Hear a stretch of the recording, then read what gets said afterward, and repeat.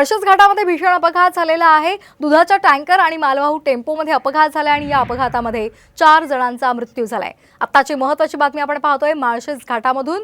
माळशेज घाटात भीषण अपघात झालेला आहे। दुधाचा टँकर आणि मालवाहू टेम्पोमध्ये अपघात झालेला आहे आणि या अपघातामध्ये 4 जणांचा मृत्यू झालेला आहे।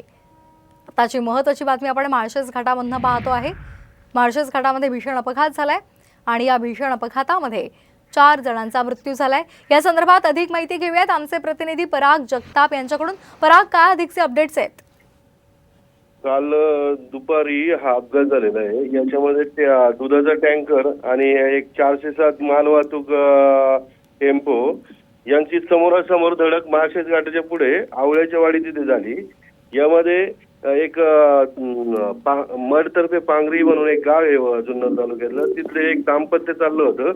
आई वडील आणि त्यांचा 3 वर्षाचा मुलगा होता। तर ह्या अपघातात ते आई वडील दोघे पण ठार झाले जागीच। तो 3 वर्षाचा मुलगा सुदैवाने वाचलेला आहे आणि टेम्पोचा चालकही उपचारादरम्यान मयत झालाय आणि दुधाचा टँकर वालाही पण जागेवरच ठार झाला होता चालक। अगदी धन्यवाद आपण दिलेल्या या माहितीसाठी। तर दुधाचा टँकर आणि मालवाहू टेम्पोमध्ये अपघात झालेला आहे आणि यामध्ये 4 जणांना आपले प्राण गमवावे लागलेत।